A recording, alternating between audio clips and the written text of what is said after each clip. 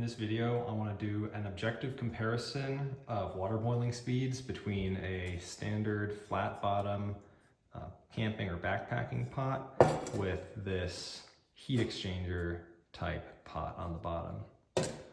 For this test, we'll be using this Firemaple Green Peak stove and one of these small fuel cans, and we'll be refilling this fuel can up to the same mass level between each boil experiment. So we're going to start with weighing this fuel can. Normally I fill these up to 213 grams, but right now it should be at 192 grams. So we'll start with boiling water in the flat bottom pot first, and then we will refill this fuel can up to 192 grams and then let it equilibrate back to room temperature before we do the experiment. So I'm going to weigh out 500 milliliters of water. My measuring cup here. Let's make it so you can see. There we go.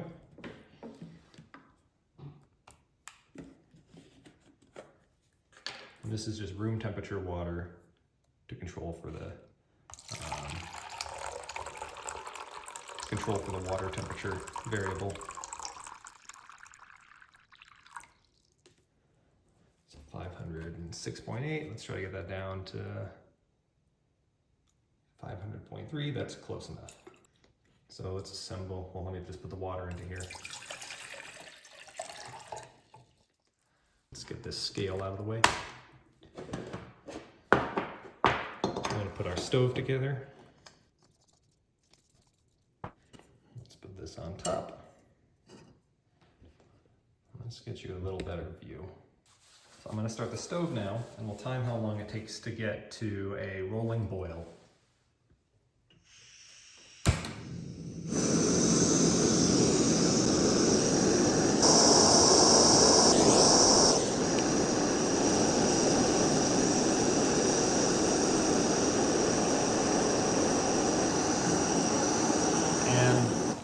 We'll call that time right there. So now let's check how much fuel that used. I'm gonna have to be careful taking the stove off because it's probably kind of hot. The can is definitely colder now. So we were at 192 grams before. And now we are at, let's see, 184.7 grams. So what I need to do now is I need to refill this back up to 192 grams. And I'm going to use one of these flip fuels to do that. One of these things here. I just put this in the freezer and that cools it down and lowers the pressure. And then I'm going to fill it up using one of these cans here. So let's get that going. So flip fuel goes on here. And if you don't have one of these flip fuel things, they are awesome. Makes it so you can reuse the small cans over and over again from one of these big, cheaper cans. Uh-oh, that's kind of leaking.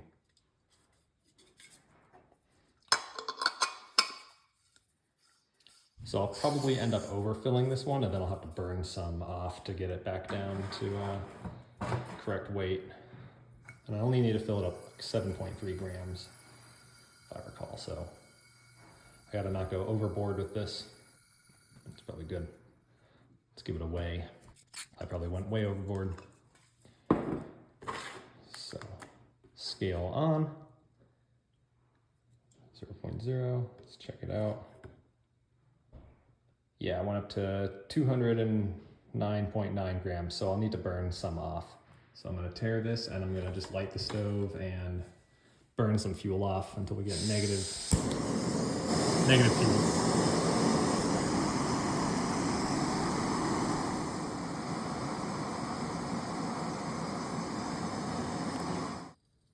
So we hit minus 7.1 grams. So let's take off the stove and see how much the can weighs. Hopefully it's around 192. All right, 192.7 grams. I think that is plenty good enough. What needs to happen now is we need to let this fuel can warm back up to room temperature. It's really cold right now, and if we do the Next test with the heat exchanger pot, while it's cold, it's just going to run slower. So I'm gonna let this sit for maybe a half hour, maybe even an hour or longer, and then I'll check back in and see if it seems like it's room temperature. So it's been a little longer than half an hour, and this fuel can feels basically room temperature now. And so let's give it a weigh. So 192.7 grams, right where we left it. So let's get the next experiment started with the heat exchanger pot. I'm gonna fill up this with 500 milliliters of water again. 500.3 grams, plenty good enough. So let's put that into the heat exchanger pot.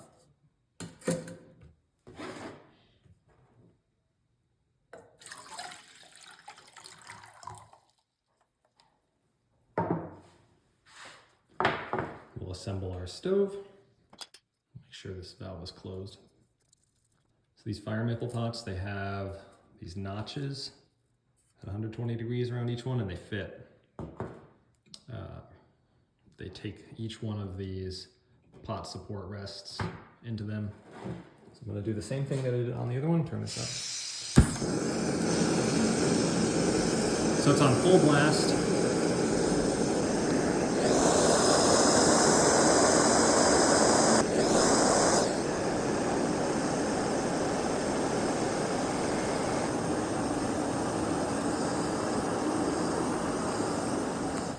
All that time, I think that is a rolling boil.